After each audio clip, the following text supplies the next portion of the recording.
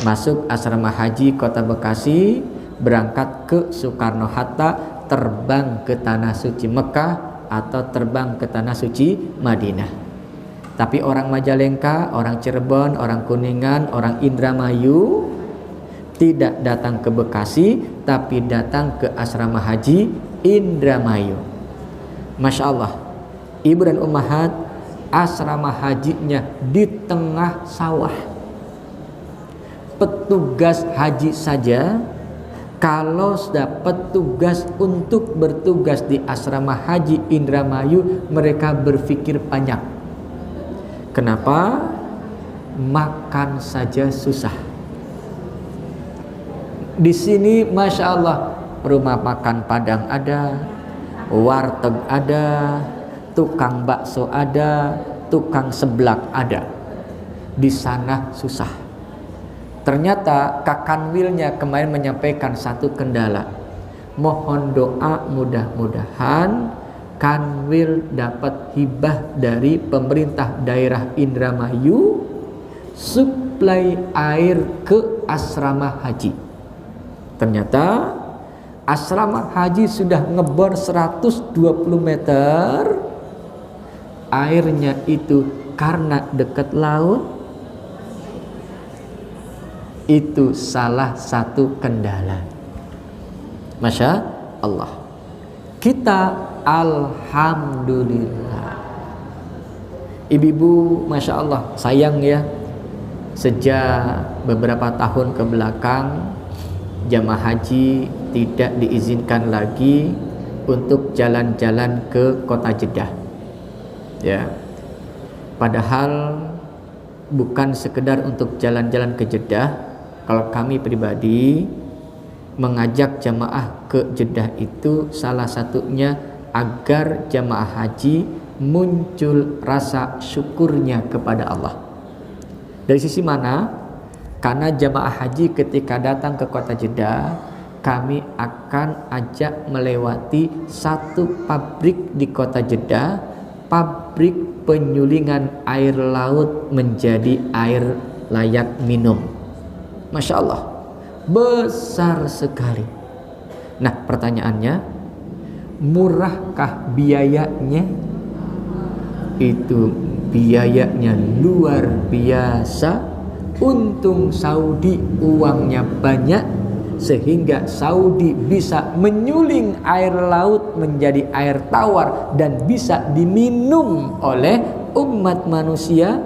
Gak kebayang kalau Saudi gak punya uang, dari mana orang-orang di kota Mekah mendapatkan air. Wa asqainakum ma'an furata. Maka jemaah haji lihat pabrik penyulingan air laut, alhamdulillah ya Allah.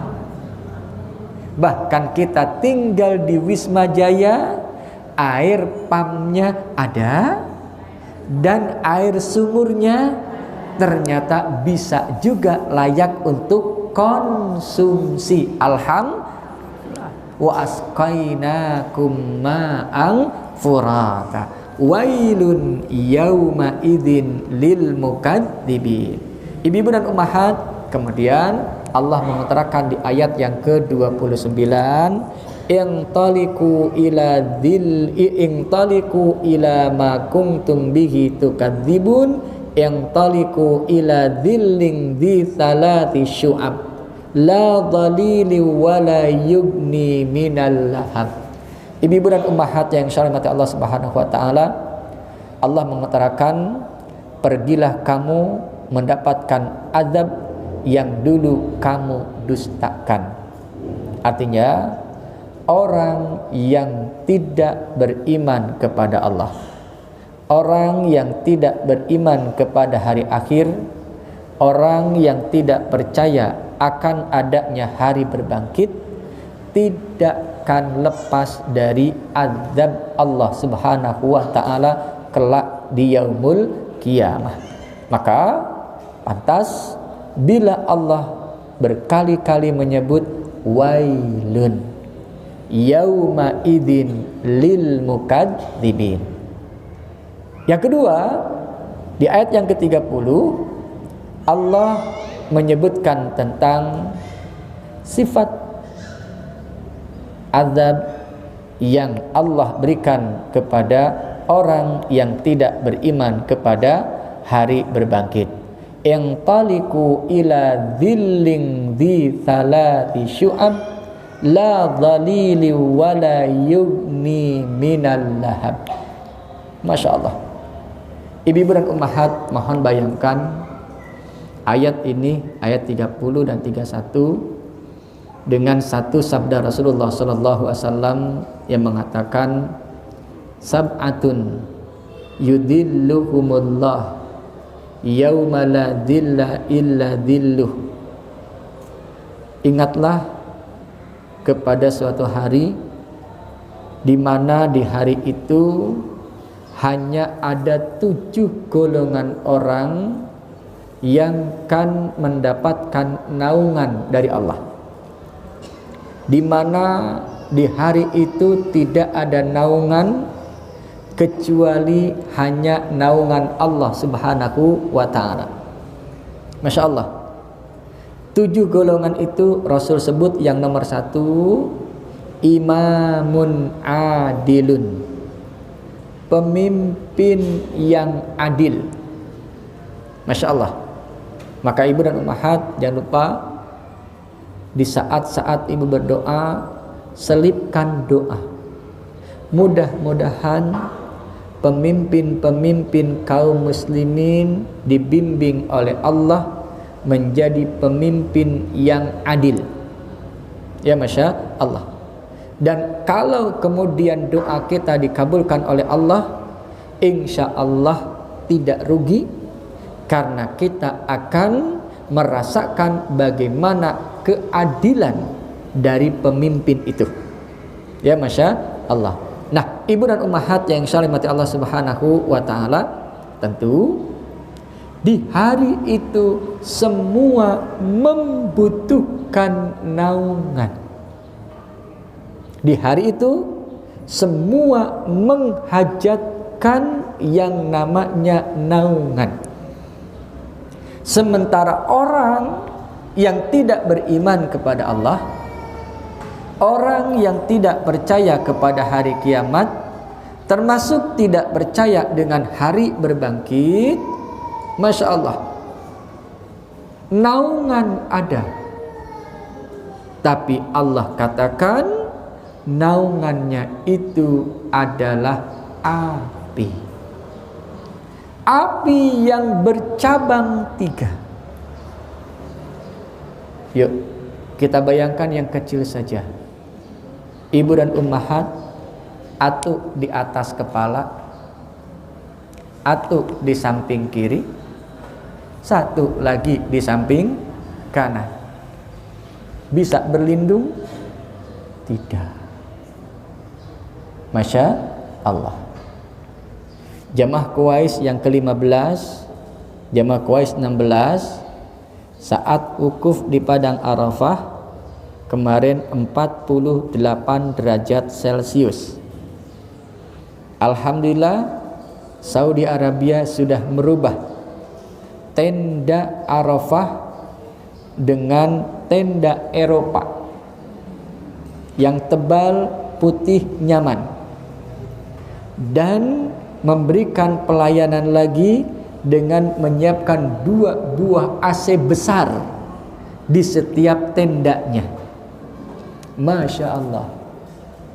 Ternyata panas 48 derajat Celcius dan hawa yang keluar dari punten mulut jamaah haji yang sedang berzikir itu dingin atau panas? Suhu badan manusia panas. Jumlahnya banyak, AC yang besar itu tidak mempan. Akhirnya mau tidak mau jamaah keluar dari tenda nyari siapa tahu ada pohon. Ya, Masya Allah. Dapat pohon, duduk di bawah pohon.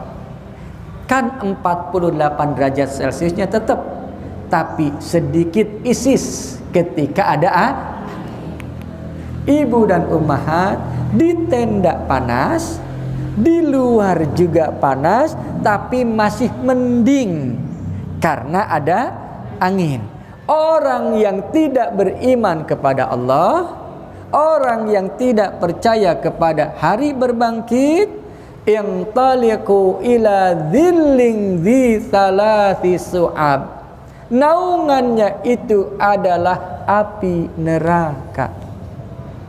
Api neraka bercabang 3. Artinya mau ke kanan panas, mau ke kiri panas, mau ke depan membakar, mau ke belakang juga tetap membakar. Masya Allah. Maka ibu dan ummahat la dhalili wa la yughni minal lahab, mereka tidak mendapatkan naungan, mereka pun tidak bisa menghindar dari jilatan api neraka. Betul kalau Allah mengutarakan wailun, celaka, binasa mereka yang mendustakan hukum-hukum Allah, mendustakan iman kepada Allah, mendustakan akan hari kiamat, mendustakan akan hari berbangkit.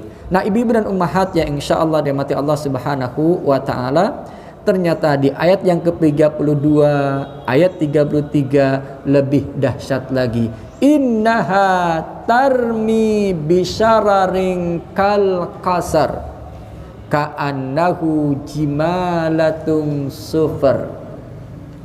Percikan api kecil saja membahayakan, percikan api kecil saja bisa membakar, menghanguskan dan memusnahkan, apalagi ini tarmi bisararing kal qasar, yang besarnya luar biasa. Maka manusia yang ingkar kepada Allah pasti binasa kelak di yaumul kiamah. Nah, ibu dan ummahat yang saya hormati Allah Subhanahu wa taala, setelah itu ibu dan ummahat di ayat yang ke-35 dan 36, 37 dan 38 Allah menyebutkan tentang hari kiamat dan bagaimana umat manusia kelak di hari kiamat. Hadza yaumul la yantikun. Ibu-ibu dan ummahat, mohon izin dan sekaligus mohon maaf, tadi saya pribadi terlambat 18 menit ya. Namun kami sebelum berangkat WA kepada Ibu Emil, Ibu mohon izin mungkin agak terlambat karena ini dan itu. Alhamdulillah Bu Emil nggak nanya kenapa Ustaz. Ya Bu Emil ya, padahal bisa saja itu alasan. Betul? Itulah kehidupan dunia. Sepekan yang lalu Bu Emil WA, Saat Selasa tanggal sekian jadwal saya di Baitus Salam, ibu-ibu nunggu. Insya Allah siap. Bu Emil kasih gambar senyum, lantas share ke jamaah Zuhdi besok yang datang. Di hari Selasa Zuhdi nggak datang dan nggak ngasih kabar. Bu Emil komplain, Saat kok nggak datang? Saya bisa alasan nggak? Bisa dengan aneka ragam alasan. Ya Masya Allah. Khalas. Ketika disampaikan alasannya kepada Bu Emil, kemudian Ibu Emil sampaikan kepada jamaah, jamaah bilang, orang saya ketemu Zuhdi di Blue Mall. Misal bisa kan? Hari kiamat hada yaumul la yantikun. Di hari kiamat manusia tidak akan bisa bertutur. Masya Allah. Ibu-ibu dan ummahat yang insyaallah Allah Subhanahu wa taala, aneka ragam kenapa manusia tidak bisa bertutur. Salah satu di antaranya ayat yang ke-36. Wala yu'dzanu lahum. Allah tidak mengizinkan manusia bertutur kelak di yaumul qiyamah. Kenapa? Karena kalau diizinkan untuk bertutur, manusia akan menyampaikan aneka ragam alasan. Abis Zuhdi suka nggak datang tiba-tiba. Saya udah sengaja batalkan acara keluarga, sengaja nggak ikut acara keluarga, datang ke Baitul Salam, Zuhdinya nggak datang. Kecewa, maka nggak pernah lagi datang taklim. Disampaikan kepada Allah, habis ustadznya nggak suka datang. Maka Allah tidak izinkan kelak di yaumul qiyamah untuk bertutur. Kalau Allah izinkan mereka bertutur, mereka akan mengungkapkan aneka ragam alasan. Ya Masya Allah, ini satu faktornya. Faktor yang kedua, ibu dan ummahat, hadza yaumul la yamtikun. Faktor yang kedua mengingatkan kita semua surat 36 yang sudah kita hafal. Surat hafalkan Bu ya? Iya, hafal surat Yasin. Bukan hafal ayat yang ada di surat. Hafal surat 36 teh surat Yasin itu. Ya Masya.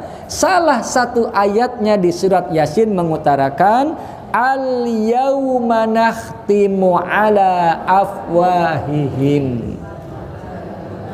Nah, Allah kunci mulutnya. Kenapa? Karena mulut itu bisa beralasan. Yang bertutur tangannya, kaki yang menjadi saksi. Kalau yang pertama, Allah tidak izinkan manusia untuk bertutur. Yang kedua, Allah mengunci mulut orang kelak di yaumul qiyamah. Yang bertutur adalah tangannya, kakinya yang bersaksi. Maka ibu-ibu dan ummahat yang insyaallah Allah Subhanahu wa taala, ini yang kedua. Yang ketiga, ibu dan ummahat yang insyaallah dirahmati Allah Subhanahu wa taala, orang kafir ketika kelak di yaumul qiyamah tidak ada guna dan manfaatnya alasan, argumen apapun, maka orang kafir tidak akan kuasa untuk bertutur. Dah diam. Ya Masya Allah. Afwan ibu, mungkin ibu sekarang sudah membiasakan diri untuk membaca surat Al-Kahfi kalau malam Jumat atau di hari Jumat. Betul ya? Insya Allah surat Al-Kahfi itu adalah firman Allah. Setiap huruf yang kita baca mendapatkan 10 kebaikan. Di salah satu ayat yang ada di surat Al-Kahfi itu ada ayat yang mengabarkan tentang kondisi orang kafir kelak di yaumul qiyamah yang menyesal kepada Allah sampai mereka kagum kaget, ini catatan model apa? Kok tidak ada satupun yang luput dari catatan Allah Subhanahu wa taala, baik yang besar maupun yang kecil. La yughadiru saghiratan wala kabiratan illa ahsaha.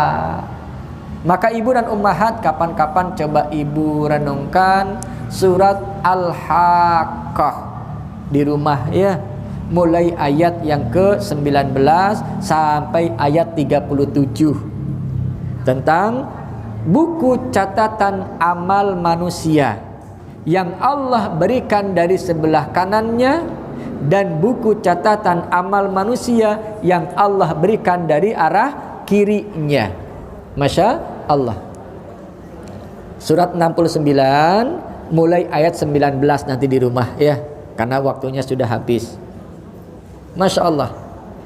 Ibu-ibu dan ummahat yang dirahmati Allah Subhanahu wa taala, sangat berbeda kondisi umat manusia kelak di yaumul qiyamah antara yang buku catatan amalnya diberikan oleh Allah dari sebelah kanannya dan yang Allah berikan dari arah sebelah kirinya. Orang yang buku catatan amalnya dari sebelah kanan, Allah bilang baca sendiri olehmu.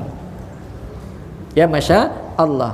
Sementara yang buku catatan amalnya Allah berikan dari sebelah kirinya, mereka mengatakan celaka, binasa.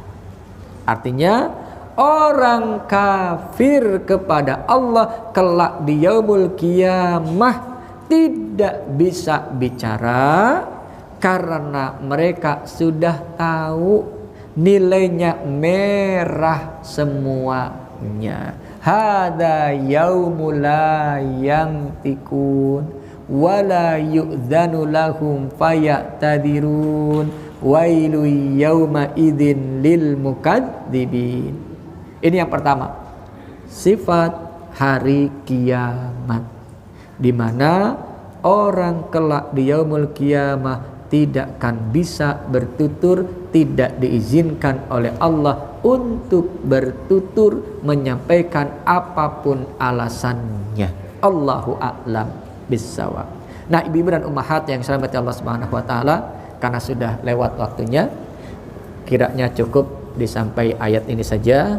Mudah-mudahan ayat ini menguatkan kita semua untuk mempersiapkan bekal terbaik kita menghadapi hari kiamat, dan kita tahu bahwa kelak di hari kiamat Allah tidak akan menerima apapun alasan dari kita semuanya. Demikian kiranya ibu-ibu dan ummahat yang dirahmati Allah Subhanahu wa taala, kita berdoa kepada Allah, mudah-mudahan Allah berikan kesehatan kepada kita semuanya. Mudah-mudahan Allah senantiasa memberikan taufik, hidayah dan inayah kepada kita semuanya, dan mudah-mudahan Allah berkahi kita dan Allah pertemukan kita dengan bulan Ramadan dalam keadaan sehat dan bisa melaksanakan kewajiban saum di bulan Ramadan, dan mudah-mudahan Allah lipat gandakan pahala kita beribadah di bulan Ramadan, dan mudah-mudahan Allah jadikan Ramadan tahun ini menjadi Ramadan yang terbaik untuk kita semua, dan mudah-mudahan Ramadan tahun ini mengantarkan kita kepada derajat orang muttaqin. Amin ya Allah ya rabbal alamin. Subhanakallahumma bihamdik asyhadu an la ilaha illa anta astaghfiruka wa atubu ilaik. Al-afu minkum. Assalamualaikum warahmatullahi wabarakatuh.